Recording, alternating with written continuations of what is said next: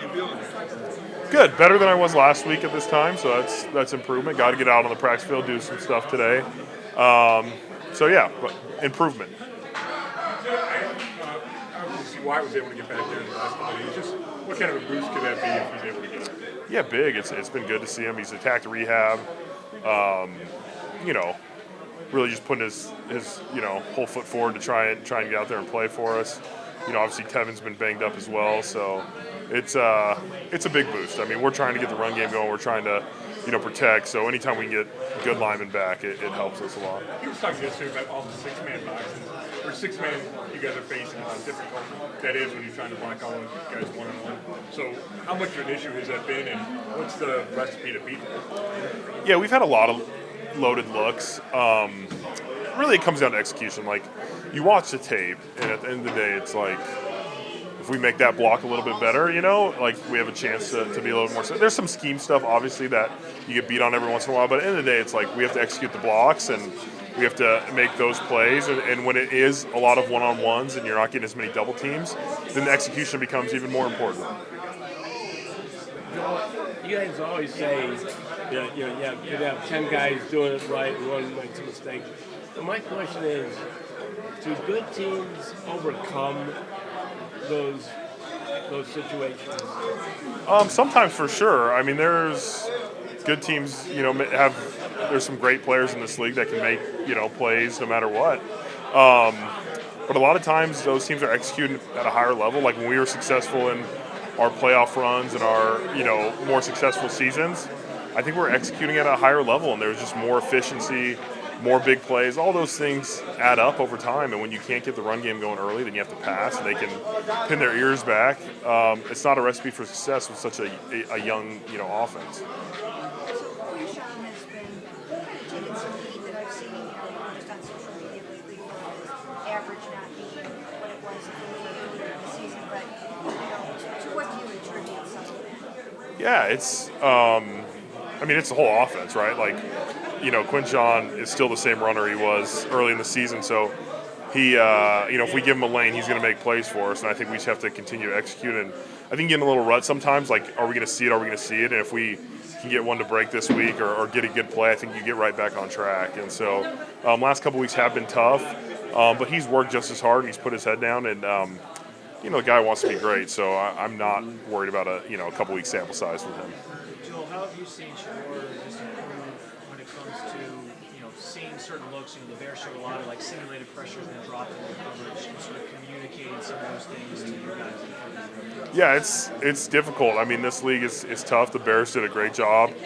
The Bills are probably up there in disguise as well, so it's going to be a challenge for us. But he's grown. When he first came in the game, I think you saw some sim looks from Baltimore that we hadn't picked up. And I think against the Bears, we actually did. There's one or two that there was an unblocked guy, but overall, I think we picked up the pressures a lot better, and that's just communication from the center to the quarterback. They're on the same page. They're kind of seeing things through the same lens, and that's been big for us. Joe, I know we've asked you about Miles a ton, but he's close to getting this record now. You've been with him forever.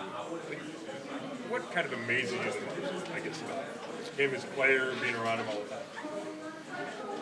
time? I think his ability. I mean, just like you see guys that are good in this league, and he's just a step above them. I mean, he has every tool you want as a pass rusher. His power, his speed, his get off.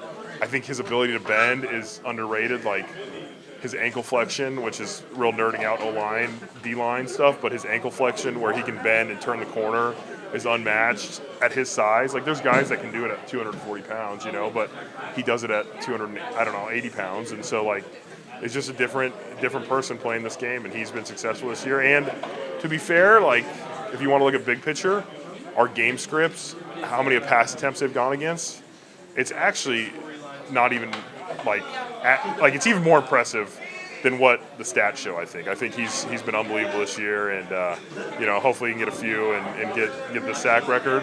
We'll try and do our part in offense to make him pass the ball a little more. Joel, you asked this yesterday, but is there a moment that you remember thinking, like when Miles first got him, when you first met him, like, oh, this guy is different? I mean, from the first day he got here, we drafted this guy, and he was, you know, a freak, like he was making things happen. Joe Thomas was not practicing much at that time, so we didn't get to see him like go against each other. Part of that reason probably was because Miles was such a freak, right? Like, he needed some some plays off. I had to play left tackle for training camp one year against Miles, and I was like, all right, this isn't very fun, So since day one, he's been that guy, and I think he's continued to develop his craft and become even more technical with his rushes. Joe, when it's all said and done, Miles is going to be in the Hall of Fame. You shared a position with Joe, and offensive meetings and stuff like that. Do you have an opportunity just to kind of circulate with Joe to soak in being around a great player and a teammate like that? Right. So I'm not in the meetings with him as much, but experience it on game day, like watching him rush the passer and watching how quick other teams have to throw the ball or how many guys are blocking him. Like that's why I did the top 100 interview yesterday, and I talked about him as my number one guy just because he's the only guy in the league where you change everything about your offense. Like every team throws quicker, they slide to him, they double team him, they chip him. Everything is planned to stop this guy, and he still makes plays. And so I think that talent is just super impressive. Joe, how do you help Luke with? Yeah, I've tried to do my part. Luke's been all year. He's been, very locked into his calls and trying to learn from Poe and those things. But when you get thrown in the fire, I think it's a little bit different. So I've tried to help him make some calls if he needs it. Just try and help his development. If I feel like, hey, you can do this better, or you can do this, or hey, you're talking too much, shut up right now. All those little things kind of add up. But he wants it. He works hard. He puts in the work. We've been lifting together all year. Like he comes in early with me on Monday, Wednesday, and Friday to get our lifts in. So he's always kind of been in my wing. And now that he's playing, I can try and help him, give him some pointers. But he puts in the work, and I think that's the most important thing.